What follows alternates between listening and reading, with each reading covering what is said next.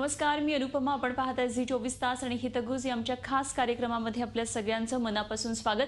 नेहमीच खरं तर वेगवेगळ्या विषयांसहित आपण हितगुजमध्ये भेटत असतो आणि आजही आपण एका वेगळ्या विषयावर हितगुजमध्ये चर्चा करणार आहोत.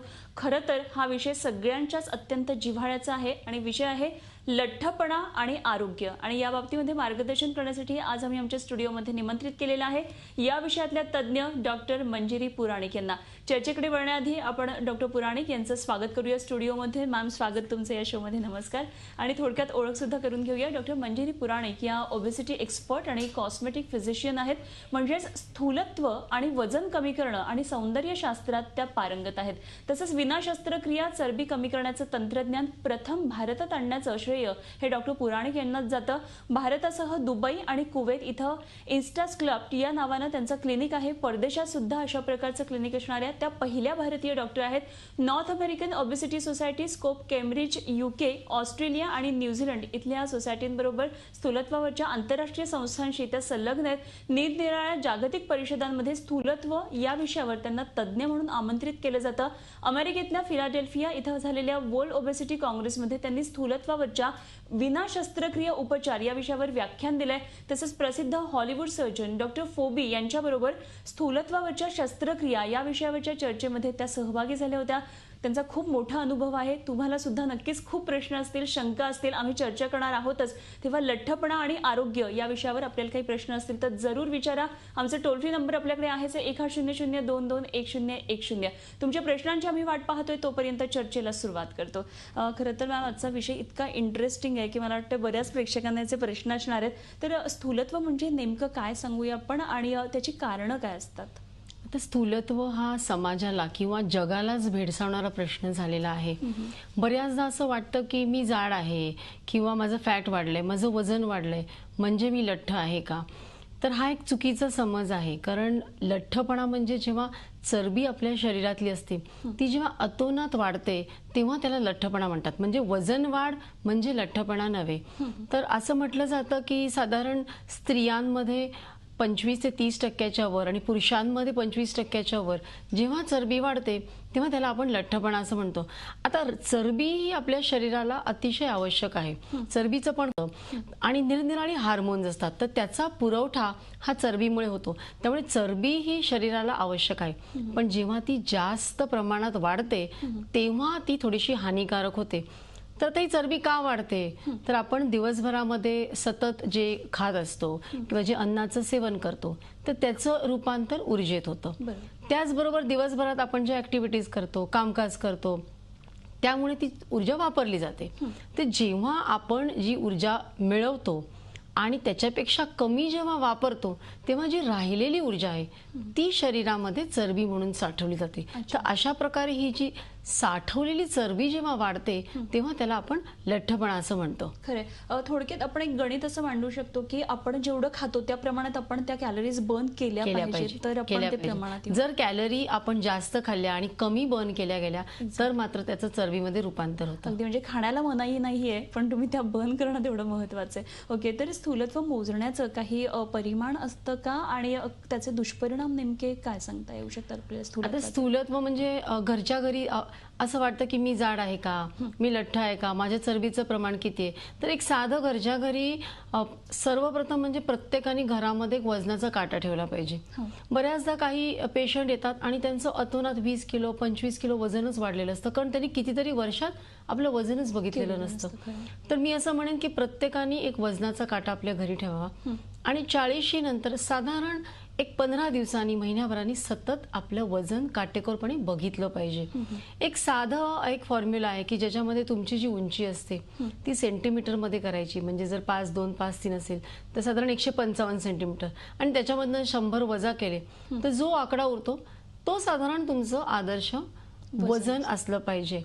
पण त्याचबरोबर थोडंसं जास्त ॲक्युरेट जर करायचं असेल तर एक बॉडी मास इंडेक्स म्हणून आहे की ज्याच्यामध्ये आपलं उंची आणि वजन याचा एक रेशो काढला जातो.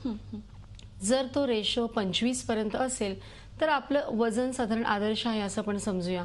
25 ते 30 म्हणजे लठ्ठ, 30 नंतर 30 ते 35 म्हणजे अतिलठ्ठ आणि 35 नंतर मात्र अतिरिक्त लठ्ठ असं म्हटलं जातं. आता हे लठ्ठपणाची अनेक कारण आहेत. म्हणजे जसं आपण म्हटलं की कॅलरीज जास्त घेतल्या पण त्या बर्न नाही केल्या, म्हणजे ही जी एक आपली हल्ली जी जीवनशैली जी बदललेली आहे, म्हणजे आपण दिवसभर टीव्ही समोर, कम्प्युटर समोर बैठं काम असतं, बाहेर जात नाही, काही अंगमेहनतीची कामं होत नाहीत आणि त्याचबरोबर पिझ्झा, बर्गर, कोल्ड ड्रिंक्स हे पण लोकप्रिय होत चाललंय. तर अशा प्रकारे ही जीवनशैली आपली बदललेली आहे.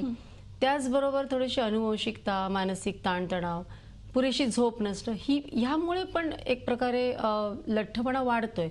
तर ही अशी जी कारणं आहेत त्यामुळे गेल्या काही दशकांमध्ये जवळजवळ तिपटीने लठ्ठपणा वाढलेला आहे. अरे बापरे. ओके. तर मग एकंदरीतच स्थूलत्वाचे खरं तर दुष्परिणाम हे समोर दिसतात. शरीर बेढप होतं किंवा बघावं असं वाटत नाही, अशाही गोष्टी असतात. मात्र त्याचे आपण दुष्परिणाम सायंटिफिकली काय सांगूया, की कारण पुढे आजाराला सुद्धा आमंत्रण असतात लठ्ठपणा म्हणजे? जेव्हा चरबी अतोनात वाढते, म्हणजे ज्याला आपण लठ्ठपणा असं म्हणतो, तेव्हा त्याचे दुष्परिणाम अक्षरशः म्हणजे अगदी डोक्यापासून पायापर्यंत सर्व प्रकारच्या अवयवांवर होत असतात, ज्याला आपण मेटाबॉलिक डिसऑर्डर असं म्हणतो. म्हणजे ज्याच्यामध्ये डायबिटीज, ब्लड प्रेशर, हृदयविकार आहे, रक्तामधलं कोलेस्ट्रॉल वाढतं, पाठदुखी, सांधेदुखी, त्याच्यानंतर संधिवात म्हणजे ऑस्टिओआर्थरायटिस होतो, गॉलस्टोन्स होतात, सर्व प्रकारची म्हणजे श्वसन मार्गाला आपल्या अडथळे यायला लागतात, निद्रानाश होतो. तर अशा प्रकारे बरीच दुर्धर रोग होऊ शकतात. अगदी. तर चरबी कमी करणं आणि वजन याच्यामध्ये नेमका काय फरक आहे, चरबी कमी करणं आणि वजन कमी करणं? आता वजन म्हणजे जेव्हा आपण वजन म्हणतो तेव्हा ते कसलं वजन असतं, तर त्याच्यामध्ये आपल्या शरीरातले मसल्स म्हणजे स्नायू, हाडं, पाणी आहेत, शरीरातले अवयव आहेत आणि त्याच्याच बरोबर चरबी पण आहे. तर या सगळ्याचं मिळून वजन होतं. त्यामुळे वजन जर कमी केलं आपलं तर हे सगळंच त्या प्रमाणात कमी होतं. परंतु आपल्या आरोग्याला काय पाहिजे, तर वजन कमी करण्यापेक्षा आपण चरबी कमी केली पाहिजे. बऱ्याचदा आपण बघतो की काही वेटलिफ्टर्स असतात किंवा ॲथलीट्स असतात, तर त्यांचे मसल्स डेव्हलप्ड असतात कारण ते रेग्युलर व्यायाम केल्यामुळे, आणि त्यांचं चरबीचं प्रमाण मात्र कमी असतं. अशा वेळेला महत्त्वाचं असं आहे की तुमचं शारीरिक फिटनेस किती महत्त्वाचं आहे. त्यामुळे वजन वाढलं म्हणजे चरबी किती वाढली ते जास्त महत्त्वाचं आहे. अच्छा. म्हणजे वजन वाढणं अपेक्षा म्हणजे वजन आपण तसंच मेंटेन ठेवू शकतो, मात्र ते स्थूलत्व जे आहे ते आता तुम्ही सांगितलात. खरं तर जगभरातला एक महत्त्वाचा प्रश्न आहे तो म्हणजे पोटावर जमा होणारी चरबी, आणि मला वाटतं त्याच्यावर तुमचा प्रेझेंटेशन पण झालेला आहे, आपण पेपरसुद्धा प्रेझेंट केलं आहे. त्यातल्या काही गोष्टी झी24 तासच्या आमच्या प्रेक्षकांसाठी तुम्ही शेअर कराव्यात असं वाटतंय मला. जेव्हा आपण म्हणतो की माझं वजन वाढलंय तेव्हा प्रथम आपण काय बघतो की चरबी वाढली आहे का, तिचं प्रमाण 30% वर असेल तर त्यामुळे आरोग्याला धोके उद्भवतात. आता ही चरबी कुठे आहे ते फार महत्त्वाचं आहे. आणि अनुवंशिकतेमुळे बऱ्याचदा आपल्याला दिसतं की पुरुषांमध्ये कमरेचा घेर वाढतो किंवा स्त्रियांमध्ये पोटावर किंवा कमरेवर आणि नितंबांवर अशी चरबी वाढते. तर जेव्हा पोटावर चरबी जेव्हा वाढते तेव्हा जास्ती करून हृदयविकार आणि डायबिटीस होण्याचा धोका जास्त असतो. विशेषतः स्त्रियांमध्ये डायबिटीसचं जे प्रमाण आहे ते 13 पटींनी वाढतं आणि हृदयविकार जो आहे तो जवळजवळ 5 ते 7 पटींनी वाढतं. अशा वेळेला तुमच्या कमरेचा घेर किती आहे आणि पोटाच्या आत किती चरबी आहे ते महत्त्वाचं आहे. साधारण स्त्रियांमध्ये 35 इंचाच्या वर आणि पुरुषांमध्ये जर 40 इंचाच्या वर जर कमरेचा घेर असेल तर हे सर्व धोके उद्भवतात. पुरुषांमध्ये सुद्धा जर घेर वाढला तर त्यांच्यामध्ये हृदयविकार, पॅरालिसिस किंवा हार्ट अटॅक ह्याचं प्रमाण वाढतं. आता डायबिटीस हा फार मोठा सगळ्यांना झालेला दुर्धर असा रोग आहे. डायबिटीसमध्ये इन्सुलिन कमी असतं आणि रक्तामध्ये साखर वाढलेली असते. हे इन्सुलिन हे फॅटला जाऊन किंवा चरबीला जाऊन चिकटतं. जेव्हा ते चरबीला जाऊन चिकटतं तेव्हा रक्तामध्ये जे फ्री इन्सुलिन आहे की ज्याच्यामुळे साखरेचं प्रमाण कमी जास्त होतं ते कमी झालेलं असतं. जेव्हा आपलं फॅट पोटावरचं कमी होतं तेव्हा हे फॅटला चिकटलेलं जे इन्सुलिन आहे ते फ्री होतं. त्यामुळे रक्तामधली जी साखर आहे ती नियंत्रित होते. म्हणजे बऱ्याचदा आम्ही बघतो की पोटावरची चरबी जर कमी झाली तर हळूहळू डायबिटीस नियंत्रणात येतो. तर अशा प्रकारे पोटावरची चरबी आणि आरोग्याचे धोके यांचा फार जवळचा संबंध आहे. वा, क्या बात आहे. हे खूप महत्त्वाचं मला वाटतं एक सायंटिफिक हे आहे. आपण जाऊया, प्रेक्षक आपल्या सध्या संपर्कात आहेत, त्यांच्या फोन्सकडे जाऊया. सध्या यवतमाळवरून सुनील आपल्या संपर्कात आहेत. तर नमस्कार सुनील, विचारा आपला प्रश्न. Hello madam. हां, बोला. हे मॅडम चरबी घरी बसून काही कमी पण चरबी कमी करण्यासाठी घरी काय उपाय आहे का मॅडम? बरं ठीक आहे. खरं तर हा अत्यंत कॉमन प्रश्न निश्चित हा एपिसोड बघणाऱ्यांचा असणार आहे की घरात बसल्या बसल्या आम्ही चरबी कशी कमी करतो. म्हणजे प्रत्येक वेळी डॉक्टरकडे जाऊन काही ट्रीटमेंट करण्यापेक्षा आम्ही घरच्या घरी काही करू शकतो. तर चरबी ही घरच्या घरी मी म्हटलं त्याप्रमाणे आपण आपलं वजन किती आहे ते साधारण बघावं, जर वजनाचा काटा नसेल तर. आता चरबी कशी बघायची, तर घरच्या घरी एक साधी पद्धत आहे की आपल्या 2 बोटांमध्ये चिमट्यामध्ये एखाद्या ठिकाणची चरबी कशी आहे ते बघण्यासाठी ती पकडून बघावी. तर तेव्हा जो फोल्ड आहे तो जिथे जिथे जास्त आहे तिथे तिथे चरबी आहे. तर चरबी कमी करायची म्हणजे त्यासाठी काय करायचं, तर आपलं पहिले वजन आटोक्यात आणायचं. आणि वजन आटोक्यात आणण्यासाठी आपल्याला शक्यतो जास्तीत जास्त एक व्यवस्थित संतुलित असा आहार घेतला पाहिजे आणि त्याचबरोबर नियमितपणे व्यायाम पण करायला पाहिजे. अगदी. आपण यावर आणखी चर्चा करणार आहोत. वेळ झाली एका छोट्याशा ब्रेकची. ब्रेक नंतर लगेचच परत येणार आहोत. पाहत रहा झी24 तास.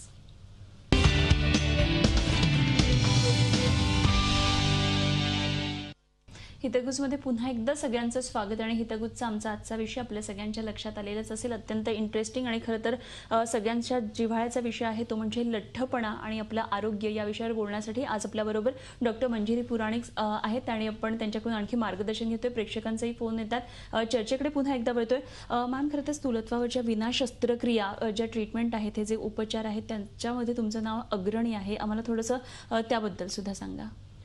जेव्हा आपण मगाशी म्हटलं की पोटावरची चरबी वाढते, तर बऱ्याचदा असं होतं की डाएट करून एक्सरसाइज करून सुद्धा काही विशिष्ट भागावरची चरबी कमी होत नाही. बऱ्याचदा अनुभव येतो स्त्रियांना सुद्धा की पोटावरची चरबी ही अजिबात बिलकुल कमी होत नाही. मग अशा वेळेला आपण काय करायचं, तर त्यासाठी काही अत्याधुनिक अशी उपचार पद्धती आहे की ज्याच्यामध्ये बिलकुल शस्त्रक्रिया करायला लागत नाही. तर त्याच्या एक अल्ट्रासाऊंड ट्रीटमेंट आहे, त्याला हाय इंटेन्सिटी फोकलाइज्ड अल्ट्रासाऊंड असं म्हणतात. ज्याच्यामध्ये अल्ट्रासोनिक ज्या लहरी असतात त्या अतिशय तीव्र अशा लहरी त्या पोटावरची जी चरबी आहे त्याच्यावर सोडल्या जातात. आणि ह्याच्यामध्ये पेशंटला कोणत्याही प्रकारचा त्रास होत नाही, कोणत्याही प्रकारच्या वेदना होत नाहीत आणि 1 तासाच्या अंतरामध्ये साधारण पोटावरचा सगळा एरिया कव्हर होतो. जेव्हा प्रेग्नन्सीमध्ये आपण कसं अल्ट्रासाऊंड करतो तशाच प्रकारचं अल्ट्रासाऊंड असतं, फक्त याची फ्रिक्वेन्सी वेगळी असते. जेव्हा आपण त्या लहरी सोडतो त्या सेल्सवर, तेव्हा ते हळूहळू चरबीच्या पेशी नष्ट होतात आणि ती जी चरबी आहे ती लिव्हरकडे जाते आणि त्याच्यातून ऊर्जा निर्माण होते. तर अशा प्रकारे म्हणजे सुई, इंजेक्शन किंवा ॲनेस्थेशिया असं काहीही न करता हळूहळू चरबी कमी व्हायला लागते. आता बऱ्याच स्त्रियांमध्ये आपल्याला दिसतं की त्यांचं प्रेग्नन्सी नंतर पोट उघडलेलं असतं आणि ते कमी होत नाही. तर त्याचं कारण म्हणजे आपल्या त्वचेच्या खाली एक कोलॅजन नावाचं एक द्रव्य असतं की जे जसं जसं पोट वाढायला लागलं की ते कोलॅजन तुटायला लागतं. तर एक अशी उपचार पद्धती आहे ज्याचं नाव आहे रेडिओ फ्रिक्वेन्सी, की ज्याच्यामुळे आम्ही नवीन कोलॅजन तयार करतो. नवीन कोलॅजन तयार केल्यामुळे ती जी त्वचेच्या खालचं कोलॅजन तयार झाल्यामुळे हळूहळू त्वचा आक्रसायला लागते आणि आपल्याला आपण ज्याला टाईट होणं म्हणतो तशा प्रकारे पोट हळूहळू टाईट व्हायला लागतं. स्ट्रेच मार्क्स सुद्धा हळूहळू कमी व्हायला लागतात. दुसरं म्हणजे एक हल्ली आपण बघतो की सेल्युलिट म्हणजे चिकट असे चरबीचे असे गोळे असतात विशेषतः मांडीवर की ज्याच्यामुळे थोडीशी बेडपता येते. तर अशा वेळेला एक एंडोमॉलॉजी नावाचं एक टेक्नॉलॉजी आहे ज्याच्याने आम्ही ते जे चिकट गोळे असतात ते हळूहळू मोकळं केलं जातं फॅट आणि मग ते फॅट डिझॉल्व्ह होतं आणि मग स्किन त्याच्यावरची जी त्वचा असते ती सुद्धा नितळ होते. तर अशा प्रकारे या ज्या नवीन उपचार पद्धती आहेत की ज्याच्यामुळे कोणत्याही प्रकारचा पेशंटला त्रास होत नाही. म्हणजे अगदी 20 वर्षापासून ते अगदी 80 वर्षापर्यंत कुणीही उपचार पद्धती घेऊ शकतं. त्याच्यामध्ये कुठलीही सर्जरी नाही, ॲनेस्थेशिया नाही आणि कोणत्याही प्रकारचा त्रास होत नाही. आम्ही त्याला लंच टाइम प्रोसिजर असं म्हणतो. म्हणजे तुम्ही येऊन 1 तास ट्रीटमेंट घेऊन परत तुम्ही कामावर पण जाऊ शकता. तर अशा प्रकारे अतिशय खात्रीशीर आणि फार सुरक्षित अशी ही पद्धत आहे. ओके, आपण जाऊया पुढच्या प्रेक्षकांकडे. आणि बुलढाण्यावरून आपले पुढचे प्रेक्षक संपर्कात आहेत. आत्माराम बोलतात. नमस्कार आत्माराम, विचारा आपला प्रश्न. नमस्कार मॅडम. बोला. हॅलो. हा बोला, प्रश्न विचारा. मॅडम, माझा मुलगा 16 वर्षाचा आहे. तर त्याचं एकदम शरीर लठ्ठ झालेलं आहे. आता यावर्षी दहाव्या गेला तो फक्त, पण शरीर असं एकदम चालते तर फुसफुस असा आवाज येतो. बरं, वजन किती आहे आपण सांगू शकाल? वजन त्याचं वजन नाही केलं मॅडम, वजन जवळपास 50च्या वरच असेल त्याचं. बरं ठीक आहे, आपण विचारूया. आता साधारण 16 वर्षाचा मुलगा आहे म्हणजे त्याची अजून वाढ होत आहे. तर अशा वेळेला जर अतोनात वजन वाढलं तर बऱ्याचदा हार्मोन्स किंवा जी शरीरामध्ये जी संप्रेरक असतात तर त्याची इम्बॅलन्स झालेला असतो वाढत्या वयामध्ये. आणि त्याचबरोबर हल्ली आपण बघतोय की हल्ली तरुणांमध्ये जवळजवळ लठ्ठपणा तिपटीने वाढलेला आहे. म्हणजे जंक फूड खाणं किंवा व्यायाम अजिबात करत नाहीत, सतत टी व्ही बघत राहणं आणि बर्गर, पिझ्झा, कोल्ड ड्रिंक्स. तर अशा प्रकारे त्याच्यामध्ये त्यांनी व्यायामाचा अंतर्भाव तर केलाच पाहिजे. त्याचबरोबर ते काय खात आहेत त्याकडे बघणं अपेक्षित आहे. अगदी. मॅम, आपण स्थूलत्व आणि नैराश्य या विषयावर ऑस्ट्रेलिया, लिव्हरपूल इथे मला वाटतं एक शोधनिबंध सादर केला होता, तर त्याविषयी सुद्धा मला सांगाल. लठ्ठपणाने जे ग्रस्त असतात त्याच्यामध्ये जवळजवळ 50% लोकांना नैराश्याने ग्रासलेलं असतं. आणि असं बघण्यात आलेलं आहे संशोधनामध्ये की साधारण दोन्ही ज्याची कारणं आहेत, लठ्ठपणा आणि नैराश्य, त्यासाठी अनुवंशिकता हे एक महत्त्वाचं कारण आहे. अशी 36 जीन्स आहेत आढळून आलेली की जी जर तुमच्या शरीरात असतील तर तुम्हाला लठ्ठपणा आणि नैराश्य दोन्ही येतं. आणि दुसरं कारण म्हणजे काही महत्त्वाची जी हार्मोन्स आहेत म्हणजे मेलेटोनिन, एंडॉर्फिन, त्याची जर कमतरता असली तर शरीराला आणि मनाला दोन्ही लागता येते. आणि मग एक प्रकारचं नैराश्य येतं की एक आत्मविश्वास कमी होतो, न्यूनगंड वाटायला लागतो, बाहेर जाणं थांबतं, मग घरात बसून फक्त टी व्ही बघायचा, खायचा, असं करत करत उदासीनता आणि चिडचिडेपणा येतो. तर अशा वेळेला काय केलं पाहिजे तर सर्वप्रथम त्यांचं जे वजन आहे ते आटोक्यात आणलं पाहिजे, योग्य तो आहार दिला पाहिजे. पण त्याचबरोबर समुपदेशन करणं म्हणजे काउन्सिलिंग करणं आणि योग्य ते सल्ला घेणं तज्ज्ञाचा की का नैराश्य आलेलं आहे, कुठल्या हार्मोन्सची कमतरता आहे ते बघितलं पाहिजे. हे मानसिक आणि शारीरिक जेव्हा आरोग्य कुठेतरी काहीतरी झालेलं असतं तेव्हा बऱ्याचदा कौटुंबिक आणि सामाजिक परिस्थिती असते ती सुद्धा बघणं जरुरीचं आहे. कारणीभूत असू शकते. अगदी. आपण जाऊया पुढच्या प्रेक्षकांकडे. वरळीवरून सध्या रुपेश आपल्या संपर्कात आहेत. नमस्कार रुपेश, विचारा आपला प्रश्न. हा, नमस्कार मॅडम. बोला. मगाशी जे अगोदर जी ट्रीटमेंट सांगितली मॅडमनी, ती ट्रीटमेंट कुठे होते आणि साधारणतः खर्च काय येतो मला? बरं, ठीक आहे, आपण विचारूया. आपण ज्या ट्रीटमेंट सांगितल्या होत्या तर त्याबाबत त्यांना आणखी थोडं विचारायचं की कुठे होतात बेसिकली, आणि त्यांनी खर्चाचा मुद्दा सुद्धा विचारला आपल्याला. या ज्या ॲडव्हान्स ट्रीटमेंट्स आहेत त्या आम्ही आमच्या क्लिनिकमध्ये करतो. आणि ही जी एंडोमॉलॉजी, रेडिओ फ्रिक्वेन्सी आणि हाय फ्रिक्वेन्सी अल्ट्रासाऊंड ह्या केल्या जातात. आमची क्लिनिक्स आहेत जिथे बँड्रा, ठाणे अशा ठिकाणी, तर तिथे ते येऊ शकतात. आणि साधारणतः खर्च हा साधारणतः एका सिटिंगसाठीचा खर्च 5 ते 10 हजार असतो. पण तुमची त्याआधी बघितलं जातं की तुमचं वजन किती आहे, तुमची चरबी किती आहे, तुम्हाला किती सिटिंग्स लागतात आणि तुम्हाला काय अपेक्षित आहे. अगदी. साधारण लक्षात आलेलं असेल प्रेक्षकांच्या की आपल्याकडे नंबरही फ्लॅश होतात. आपण ते प्रश्न, त्याचे नंबर्स आहेत ते जरूर लिहून घ्या म्हणजे आपल्याला मॅडम बरोबर कॉन्टॅक्ट करता येईल आणि क्लिनिक्समध्ये जाता येईल. आपण आणखी चर्चा करणार आहोत, मात्र इथे वेळ झाली एका छोट्याशा ब्रेकची. कुठे जाऊ नका, पाहत रहा झी24 तास.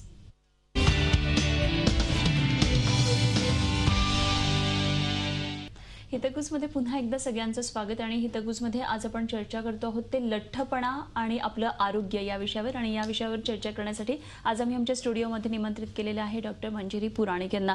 अनेक प्रेक्षक सुद्धा प्रश्न विचारतात. पुन्हा एकदा आपण चर्चेकडे वळतोय. खरं तर लठ्ठपणा म्हटलं की आजार तो आहाराशी रिलेटेड आहे हा प्रश्न आपल्याला लगेचच लक्षात येतं. पण काय नेमकं कसा आहार असावा, काय आहार घेताना नेमकी काळजी घ्यावी, आपण काय सांगू शकतो?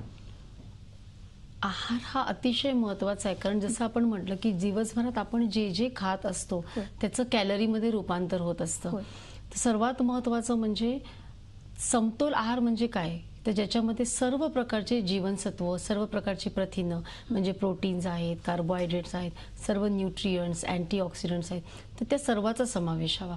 आपण किती खातो आणि काय काय खातो ते फार महत्त्वाचं आहे. तर बऱ्याचदा आम्ही पेशंटना सांगतो की तुम्ही एकाच वेळेला खूप खाण्यापेक्षा थोड्या थोड्या वेळाने म्हणजे दर 2 तासांनी जर थोडं थोडं खाल्लं तर दिवसभर हळूहळू ऊर्जा मिळत राहते आणि हळूहळू आपले जे शरीराचा चयापचय तो होत राहतो.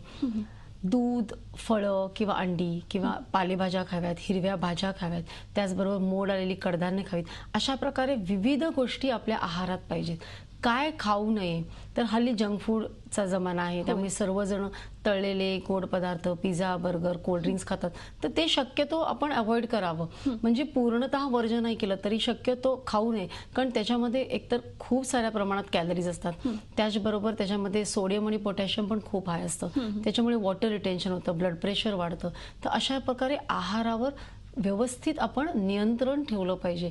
कारण ज्यामुळे जसं आपण मगाशी बघितलं, जर तुमची कॅलरीज जर जास्त झाल्या आणि तेवढं जर कॅलरीज वापरल्या गेल्या नाहीत तर ते डेफिनेटली त्याचं चरबीमध्ये रूपांतर होतं. त्यामुळे हे आहार हा फार महत्त्वाचा आहे, विशेषतः मधुमेही व्यक्तींसाठी. कारण त्यांनी जर नीट आटोक्यात आणलं नाही तर त्यांची शुगर कमी जास्त होऊ शकते. म्हणून दर 1 किंवा 2 तासांनी थोडं थोडं खात राहणं फार महत्त्वाचं आहे. आणि प्रत्येक वेळेला आपण जे खातो त्यामध्ये सर्व प्रकारचं जी जीवनसत्व आहेत किंवा जीवनाची पोषक मूल्य आहेत ती सगळी अंतर्भूत हवीत. अगदी.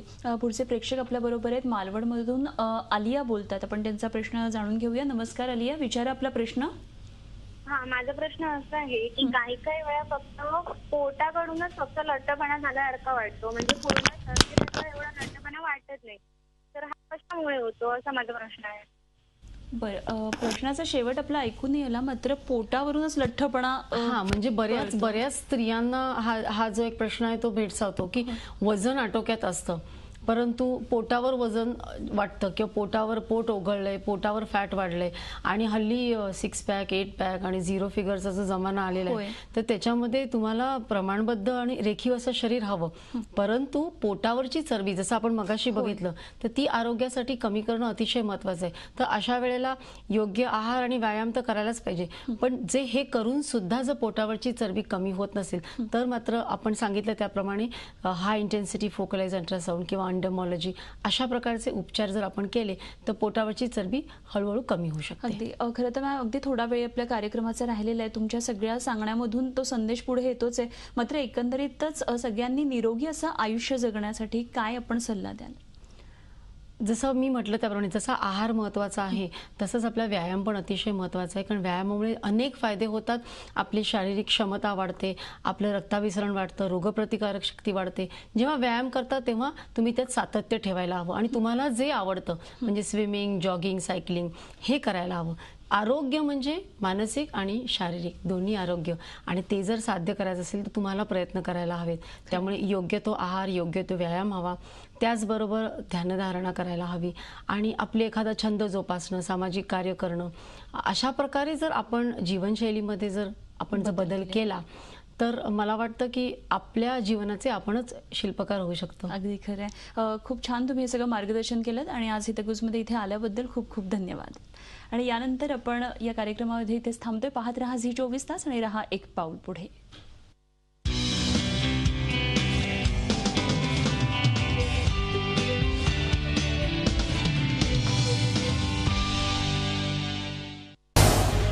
झी 24 तास रहा एक पाऊल पुढे.